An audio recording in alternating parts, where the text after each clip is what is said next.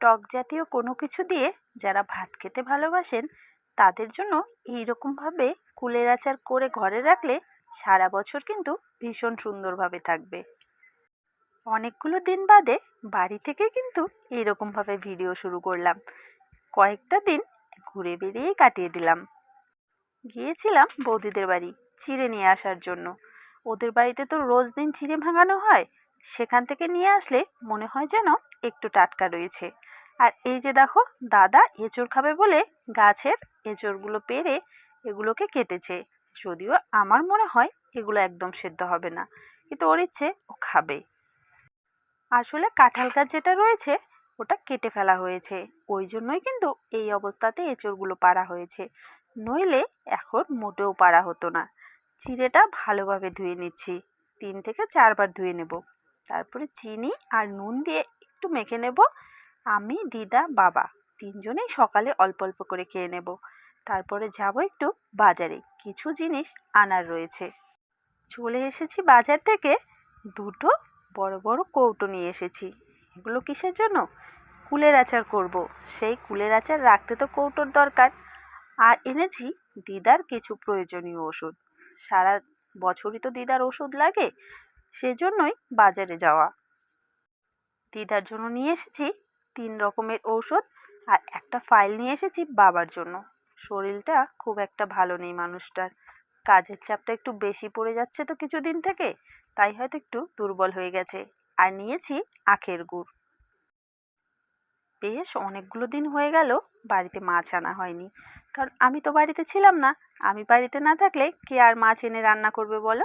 তাই বাজারে গিয়েছি যখন, মনে করে একটু মাছ নিয়ে এসেছি ট্যাংরা মাছ।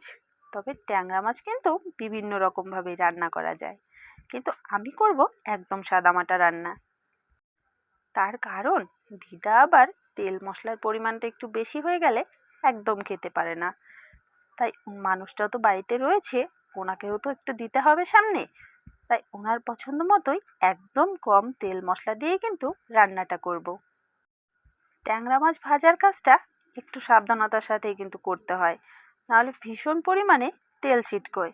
আমি শুনেছি যে মাছগুলোর গায়ে আঁশ থাকে না, ওই মাছগুলোই নাকি তেল ছিটকোয়।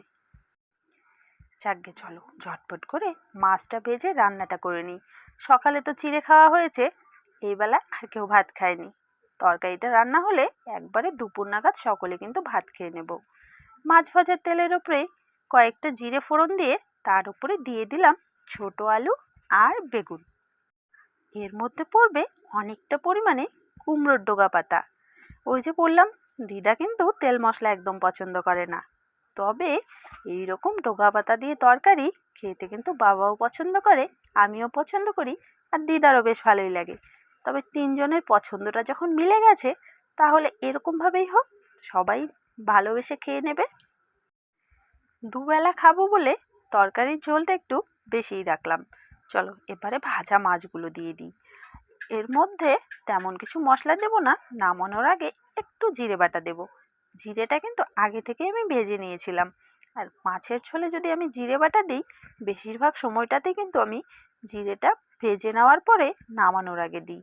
এভাবে করলে কিন্তু খেতেও ভীষণ ভালো লাগে। ব্যাস হয়ে গেছে রান্নাটা, এবারে কিন্তু নামিয়ে নেব। খাওয়া দাওয়া শেষ করে বসেছি অন্য আরেকটা কাজ নিয়ে। এই যে কুলের আচার বানাবো, এই কুলগুলো কিন্তু আচার করব বলেই আনা হয়েছে।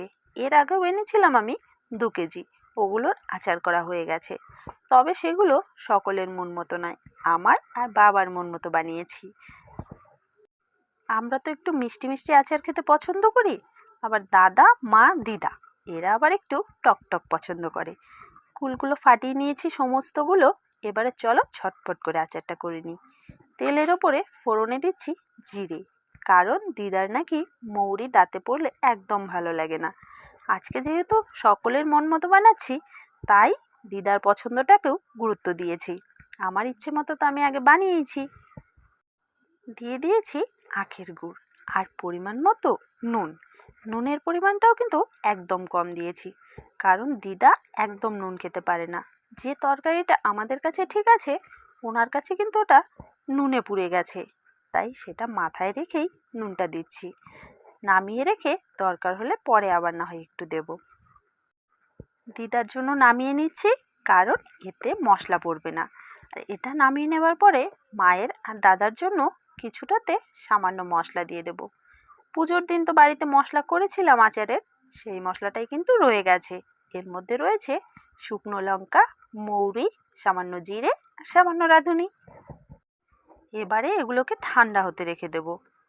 ঠান্ডা হয়ে যাওয়ার পরে কৌটোতে ভরে নিচ্ছি। আর কৌটোগুলো দুপুরে আনার পরেই ধুয়ে কিন্তু আমি শুকোতে দিয়েছিলাম। যাকে 3 কৌটোতে ভরে নিচ্ছি, কারণ একসঙ্গে রাখলে তো আর চলবে না।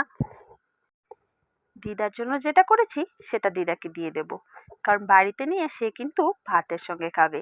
আর আগে যেটা করেছিলাম সেটা কৌটো ছিল না বলে মা এই কাচের বয়ামটাতে রেখেছে।